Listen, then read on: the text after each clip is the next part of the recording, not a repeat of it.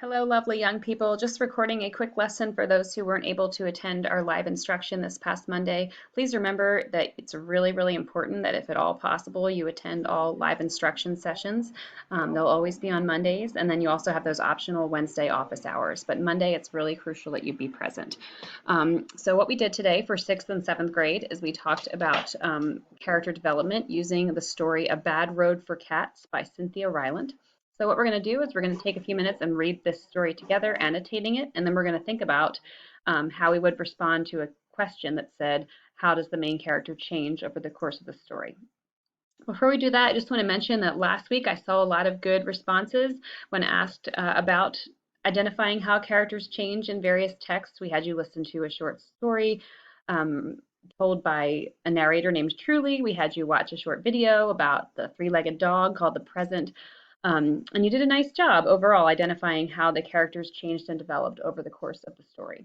But I did want to point out one thing I noticed is that some of you spent a little too much time in your responses giving a very detailed summary of what was happening in the story instead of focusing on specifically how the character changes and develops. So make sure that you are always staying focused on the question you're answering, which is how does the main character change over the story? The other thing I noticed is that some of you are doing a great job pointing out the really obvious changes. For example, in the story you read called Walking Together, there was a character named Truly, the main character, the narrator, and she starts off the story without a friend and she ends the story with a friend. So one obvious change in Truly, one development, is that she goes from not having a friend to having a friend. That's something that we can see and observe very easily. But I want you to go a little bit deeper than that when we're asking you about how a character changes, and I want you to think about how they change internally as well. So what you say, what you're seeing when you say Truly had no friends and then she had a friend, that's very external. It's something we can all look at and see pretty obviously. But when we're talking about going a little deeper, I want to know what traits developed within Truly over the course of the story. How did she change for the long run based on what happened in that story? And I would argue that some of the ways that Truly changed was that she became a little bit more bold and a little bit more confident. And that's a change that hopefully isn't just for this story, but a change that will last for longer in her life, maybe even the rest of her life. So I want you to think not just about those outer, obvious, visible changes, but also the internal changes that may be longer lasting. All right, so keep that in mind as you move forward with your assignments this week. So again, today we're going to be looking at a text called A Bad Road for Cats. You should have that open as well as your organizer that says Character Development Story Map. So those are both shared with you under an assignment titled Direct Instruction 629. So make sure you have those open for this. So let's go ahead and read and annotate A Bad Road for Cats by Cynthia Rylant. Louis, Louis, where are you? The woman called it out again and again as she walked along Route 6. A bad road for cats. She prayed he hadn't wandered this far, but it had been nearly 2 weeks, and still Louis hadn't come. She stopped at a Shell station, striding up to the young man at the register. Her eyes snapped black and fiery as she spit the question at him. Have you seen a cat? The word came out hard as a rock. The young man straightened up. No, ma'am, no cats around here. Somebody dropped a mutt off a couple nights ago, but a Mack truck got it yesterday about noon. Dog didn't have a chance. The woman's eyes pinched his. I lost my cat, orange and white. If you see him, you be more careful of him than that dog. This is a bad road for cats. She marched toward the door.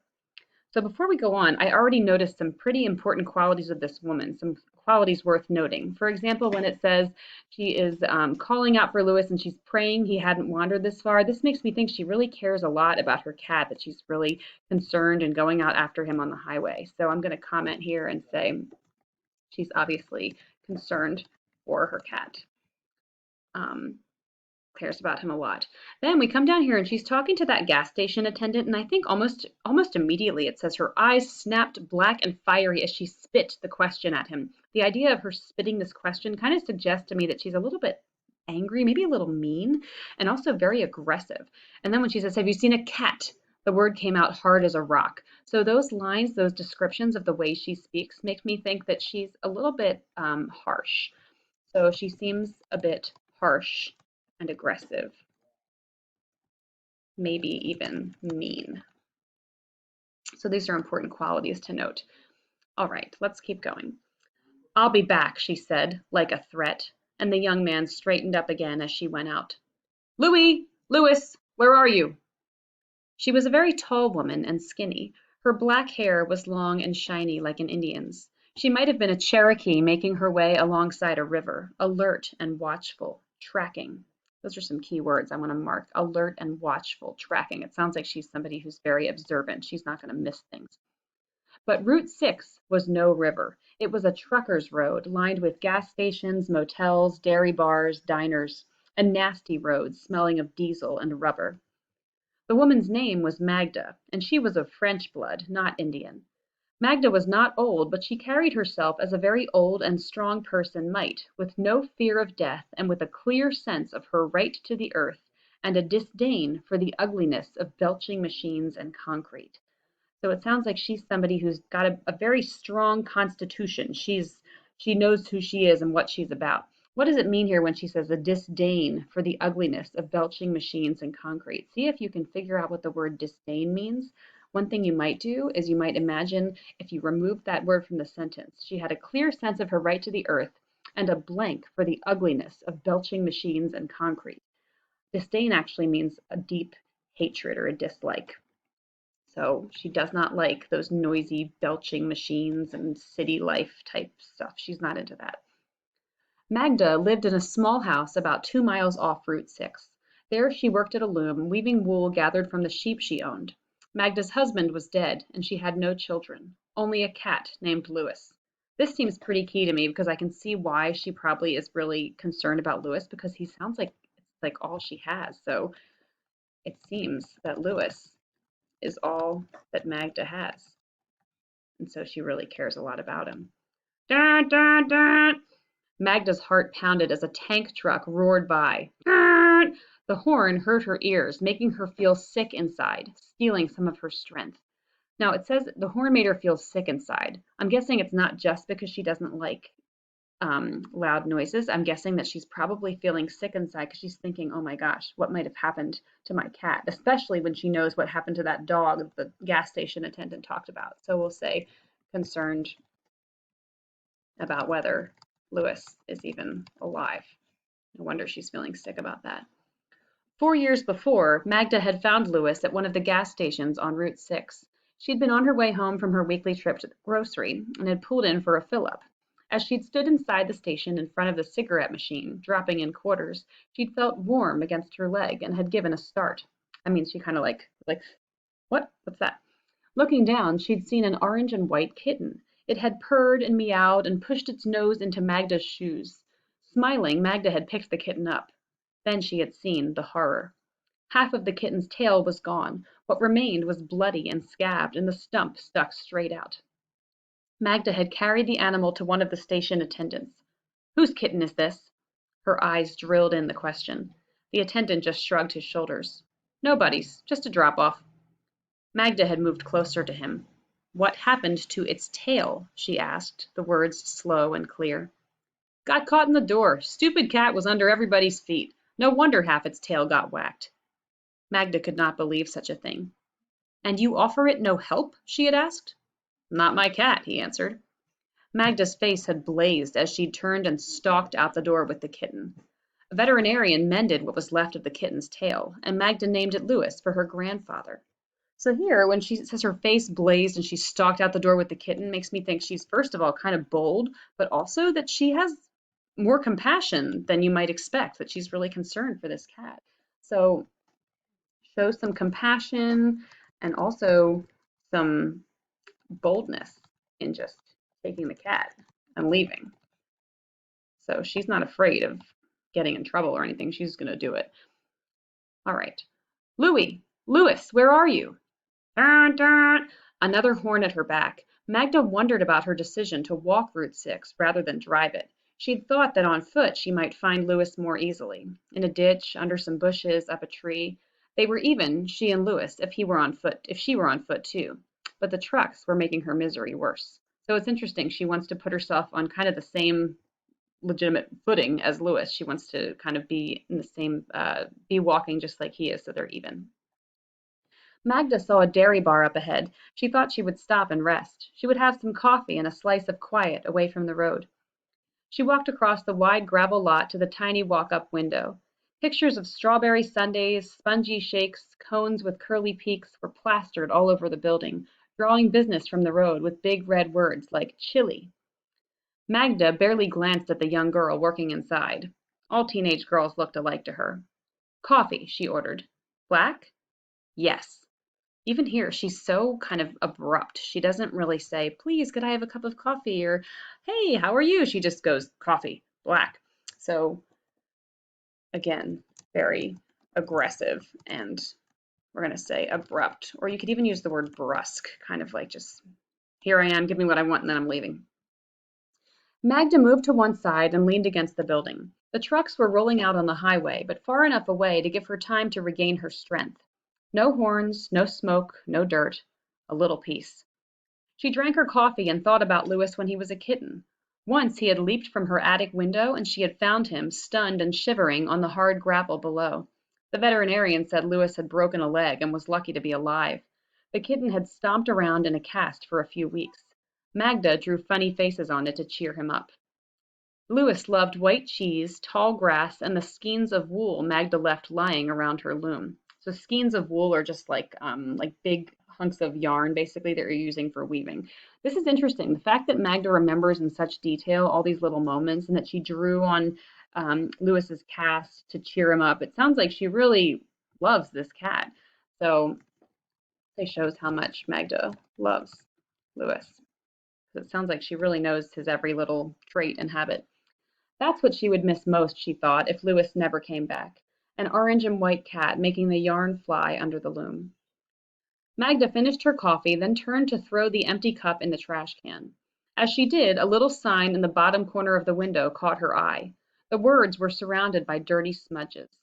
For sale. Cat.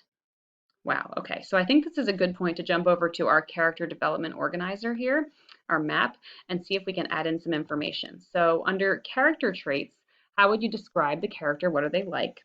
So based on our annotations about Magna, we could say she's very direct and that she loves her cat a lot. And let's see, what else did we say about her? Very direct, loves her cat a lot. Um, hmm. And she is, sounds like she's kind of somebody who like keeps to herself. I'm gonna say keeps to herself for the most part.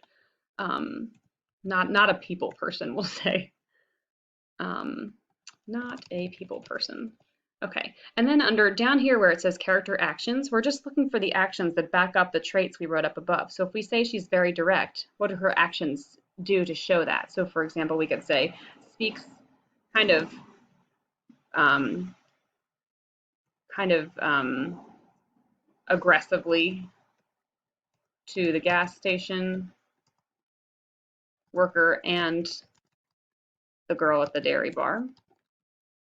And then we say she loves her cat a lot. We could say remembers lots of details about Louis, draws on his cast, rescues him when his tail is messed up. So all these actions back up these qualities we gave her. About where it says she's not a people person, it sounds like she's just kind of like sometimes not very polite around others. So all things we can observe about her. All right, so let's go back to our story now and continue reading.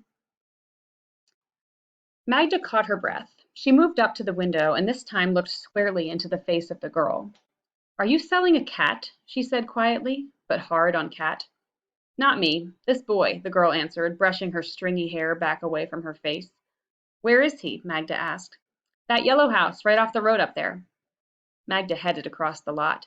She had to knock only once. The door opened and standing there was a boy, about 15. I saw your sign, Magda said. I'm interested in your cat. The boy did not answer. He looked at Magda's face with his wide blue eyes and he grinned, showing a mouth of rotten and missing teeth. Magda felt a chill move over her. And this is an interesting moment. So this chill that Magda's feeling, is it because we can infer that maybe she's concerned about Louis if he is in this house If this guy has rotten missing teeth, maybe it's not a safe place for Lewis. But maybe she's also concerned about the boy and the fact that he has these rotten missing teeth.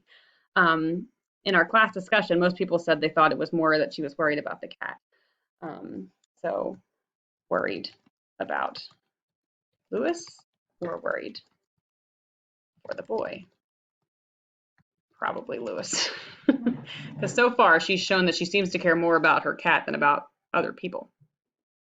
The cat, she repeated. You have one to sell? Is it orange and white?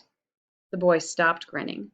Without a word, he slammed the door in Magda's face. She was stunned. A strong woman like her to be so stunned by a boy. It shamed her. But again she knocked on the door, and very hard this time. No answer. What kind of boy is this? Magda asked herself. A strange one. And she feared he had Lewis. She had just raised her hand to knock a third time when the door opened. There the boy stood, with Lewis in his arms. Again Magda was stunned. Her cat was covered with oil and dirt. He was thin and his head hung weakly. When he saw Magda, he seemed to use his last bit of strength to let go a pleading cry. The boy no longer was grinning. He held Lewis close against him, forcefully stroking the cat's ears again and again and again. The boy's eyes were full of tears, his mouth twisted into sad protest. Magda wanted to leap for Lewis, steal him and run for home, but she knew better. This was an unusual boy. She must be careful. Magda put her hand into her pocket and pulled out a dollar bill. Enough? She asked, holding it up. The boy clutched the cat harder, his mouth puckering fiercely. Magda pulled out two more dollar bills. She held the money up, the question in her eyes. The boy relaxed his hold on Lewis. He tilted his head to one side as if considering Magda's offer. Then, in desperation, Magda pulled out a $20 bill. Enough? She almost screamed. The boy's head jerked upright, then he grabbed all the bills with one hand and shoved Lewis at Magda with the other. Magda cradled Lewis in her arms, rubbing her cheek across his head. Before walking away, she looked once more at the boy. He stood stiffly with the money clenched in his hand, tears running from his eyes and dripping off his face like rainwater. Magda took Lewis home. She washed him and healed him, and for many days she was in a rage at the strange boy who had sold her her own cat, nearly dead. When Lewis was healthy, though, and his old fat self, playing games among the yarn beneath her loom, her rage grew smaller and smaller until finally she could forgive the strange boy. She came to feel sympathy for him, remembering his tears, and she wove some orange and white wool into a pattern, stuffing it with cotton, sewed two green button eyes and a small pink mouth onto it, then attached a matching stub of a tail. She put the gift in a paper bag, and on her way to the grocery one day, she dropped the bag in front of the boy's yellow house. That's the end. It's kind of an interesting ending because there are some unanswered questions, but we also still get to see some major changes in Magda in these last few paragraphs. So we go from Magda feeling, right here, it says she feels rage. Then it says over time, as Lewis healed, she could finally, her rage grew smaller and smaller until she forgave the strange boy. And then it says she came to feel sympathy for him, remembering his tears. And then she goes even beyond sympathy and she starts, I would say, showing compassion and doing this very kind thing for this boy, making this stuffed cat for him. So in here we have a lot going on. So Magda goes from being enraged to forgiving to sympathetic to compassionate. So some major changes happening in Magda here. So let's go back to our organizer. Here under character traits, how would you describe the character? What are they like? Let's look at what we said before. She's very direct. I think she's still pretty direct. Loves her cat. That's still true. Keeps to herself, not a people person. So what traits do we see now? What is she more of or less of than before? I would say one thing she's definitely more of is more forgiving slash understanding. And she's also more compassionate. And those are big changes. Hopefully changes that will last beyond this story, that will last beyond this moment in her life and will help her through the rest of her life. Now, if we go down here to character actions, what actions support these qualities? So if she's forgiving and understanding, how do we know? And we could say it's partly because she actively forgives the boy, but she also goes beyond that and makes the boy a stuffed cat to hold. She did not have to do that. The fact that she did it shows that she's become compassionate. Now, if we move over to the middle of our organizer, we see the most important part. It says, what caused this character to change? So what is the reason that Magda changes in this way? What is it that causes her to become more forgiving and more compassionate? Because think about it. If this happened to you, you could just stay angry for a really long time, but Magda doesn't. What is the reason she doesn't? I would say one reason is that she sees in the boy that he loves this cat. She sees that emotion. She feels sympathy, and it says she remembered his tears. So Magda sees how much the boy loves the cat. Even if he can't care for the cat the way Magda would or anyone should, she can see that he loves this cat, even if he can't show it. So Magna sees how much the boy loves the cat. Another thing that I would say is a factor is that time goes by and she's able to get the cat back. So she's able to change because she gets Lewis back and watches him get better. I wonder if she would have changed in these ways if things hadn't gone the same way, if she hadn't been able to save Lewis, if she hadn't been able to fix him from his kind of maltreatment. But she does. So she gets Lewis back. She sees him get better. She sees the boy's love for the cat. She also lets some time pass. So time goes by. And allowing some time to go by means that her feelings, her strong feelings, her rage starts to diminish a little bit. It gets smaller. So these are all factors that cause this change. So if we were to fill out our organizer like this, and then we'd come down to here where you'd see a question something like this. In the story A Bad Road for Cats by Cynthia Rylant, how does the main character develop over the course of the text? So using race structure, hopefully you're all familiar with race structure. The first R, the R, in race stands for restate. So in your answer, you'd want to restate some of the key details. So you would answer this question by saying, in the story, A Bad Road for Cats by Cynthia Rylant. And then you would say the main character, maybe name her, Magda, changes throughout the story. And that could be your first sentence. Notice I'm really using a lot of the question in my answer to make sure it's really clear. So in the story, A Bad Road for Cats by Cynthia Rylant, the main character, Magda, changes throughout the story. Now, this is where some of you are tempted to start just summarizing everything that happens in the story, but you don't need to do that because that's not what the question is asking you. It's asking you, how does the main character develop? So think about specifically talking about Magda. So we could say at the start of the story, Magda is aggressive, and what else do we say about her? Aggressive and and concerned about her cat. And then before I go on and I say how she's changed and what changes have happened, I'd want to give some backup evidence to support this. So I'd say at the start of the story, Magda is aggressive and concerned about her cat. This is shown when she speaks to the gas station attendant and the dairy bar worker in a very aggressive, or in a very, we already used aggressive, in a very direct and unfriendly tone. For example, and I'm going to actually give you an example. For example, the text says that, I know there was a moment where it said she spoke in kind of a threatening way. I think I want to find that if I can. So I'm going to go back in the text and it says,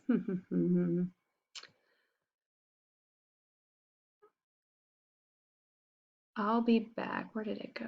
I'll be back, she said, like a threat. Or here, up above even more, when it says that her eyes snapped black and fiery, she spit the question at him. So that could be a good piece of evidence that I could use. For example, the text says that when Magda speaks to the gas station worker, and then I'm going to put in that quote that I just copied, which says, her eyes snapped black and fiery as she spit the question at him. Okay, so now I've given you how she is at the beginning and some text evidence to back it up.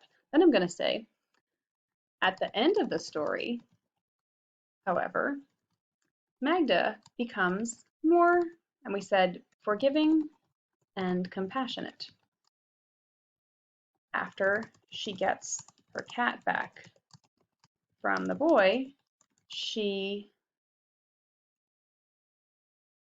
is able to get over her rage about, let's see, how are we going to say it? She is able to, what would we say? After she gets her cat back from the boy, she is very angry about how the boy treated Lewis. But she slowly gets over her anger and begins to feel bad for the boy. She even ends up making him a stuffed cat to hold. Okay, so I'm giving you text evidence. In this case, I didn't use a direct quote. I just told you about something that happened in the story in my own words. So you can do that too for your text evidence. Now, the last thing you want to do is you want to remember to explain how that change happened. So you could say something like, the change in Magda from beginning to end happens because she was able to see that the boy cared deeply for Lewis, and she became more compassionate toward him. Okay, so this would be an example of a pretty strong paragraph that you could write.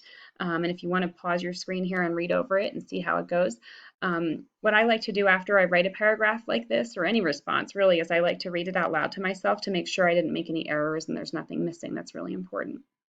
So I could read this. It says, in the story A Bad Road for Cats by Cynthia Rylant, the main character Magda changes throughout the story.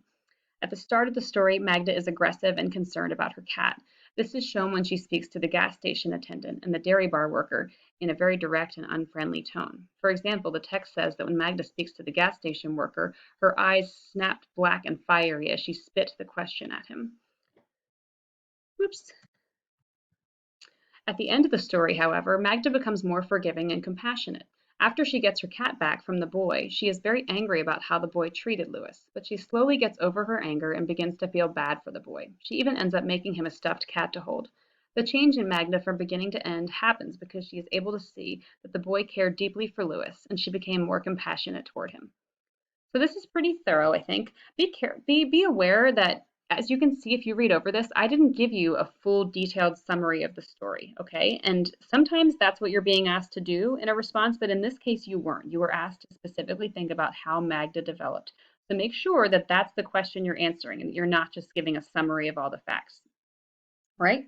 So this week you'll have assignments on Tuesday, Wednesday, and Thursday. You won't have anything on Friday, and you'll also have office hours available to you on Wednesday with Mrs. Tosh if you'd like to come. Those are optional, but they can be really useful if you have any questions, okay? So if you need anything, just reach out to us, and we're looking forward to seeing some more great responses and to see some growth in you and your skills as character development people. All right, have a great day. Talk to you soon.